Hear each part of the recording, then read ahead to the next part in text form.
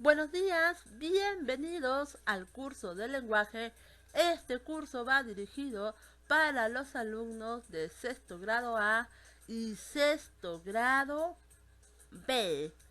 Valor del mes, la lealtad. Muy bien, vamos a continuar entonces con la siguiente diapositiva.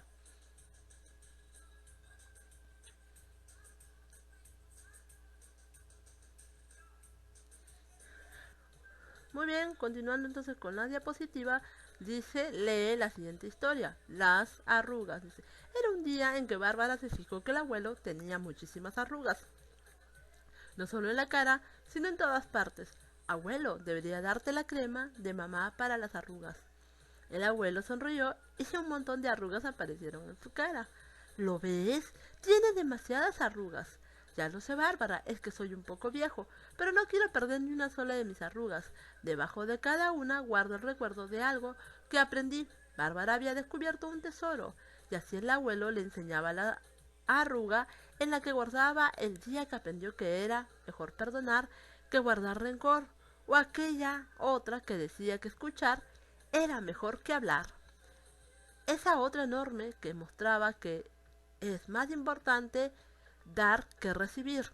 Desde aquel día, con cada arruga que aparecía en el rostro del abuelo, la niña acudía corriendo para ver qué nueva lección había aprendido, hasta que en una de aquellas charlas fue su abuelo quien descubrió una pequeña arruga en el cuello de la niña. ¿Y tú qué lección guardas ahí? Bárbara se quedó pensando un momento y luego sonrió y dijo, que no importa lo viejito que llegue a ser el abuelo, porque te quiero. Muy bien, entonces esta pequeña lectura nos habla de qué, nos habla de las arrugas y de la importancia que tiene cada arruga, ¿no? Que nos dice que es un pequeño aprendizaje.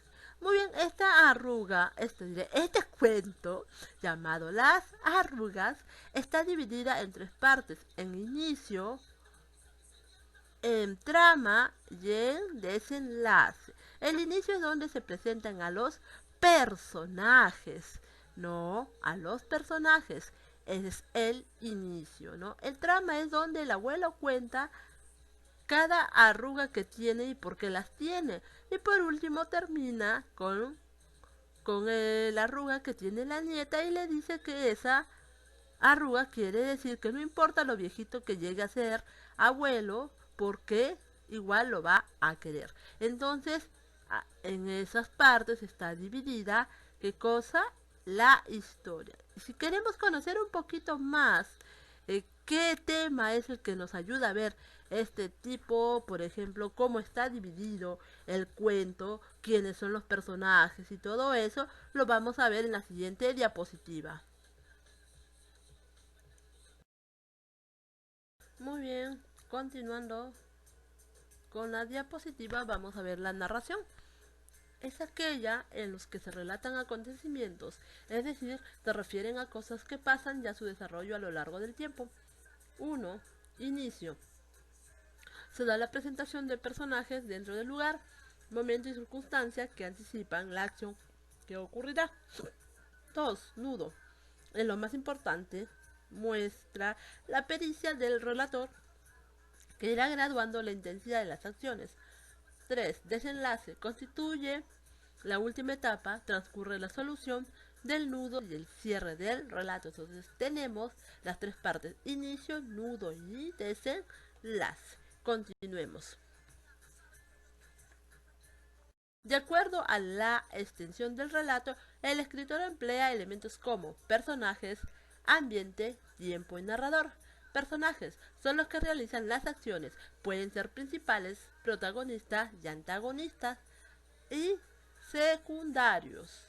Personajes son aquellos que participan dentro de un texto, dentro de una obra, lectura o de lo que están leyendo, ¿no? Dice que pueden ser los principales y secundarios. Dentro de los principales tenemos el protagonista y el antagonista.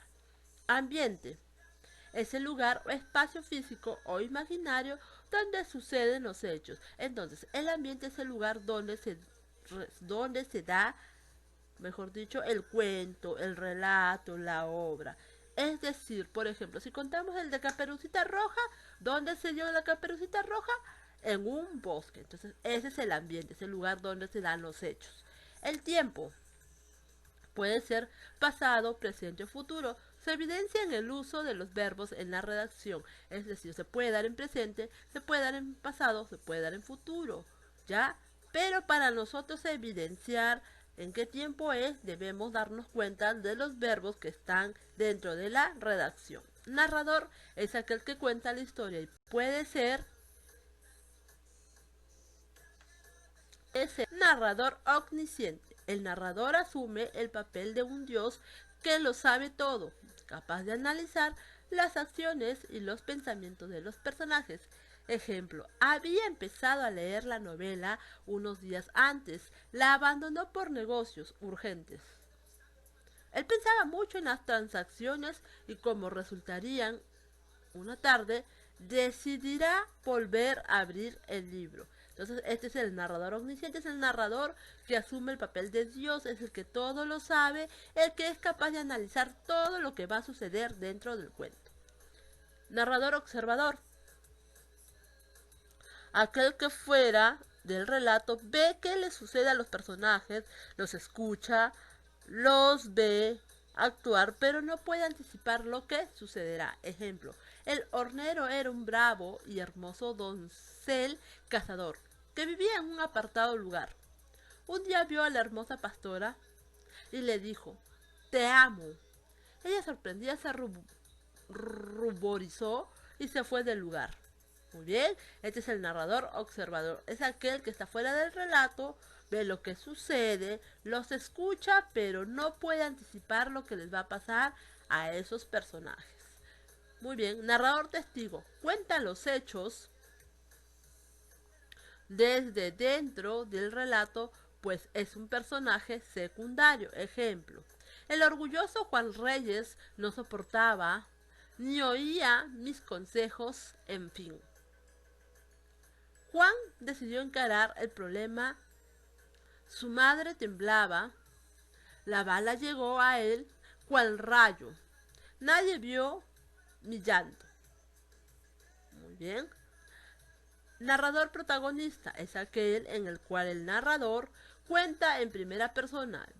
Yo. Es una biografía del personaje. Ejemplo, hace alrededor de 10 años que abandoné Lima. Realmente sufriendo y cansado, y he viajado una gran llanura que me ha devuelto la salud.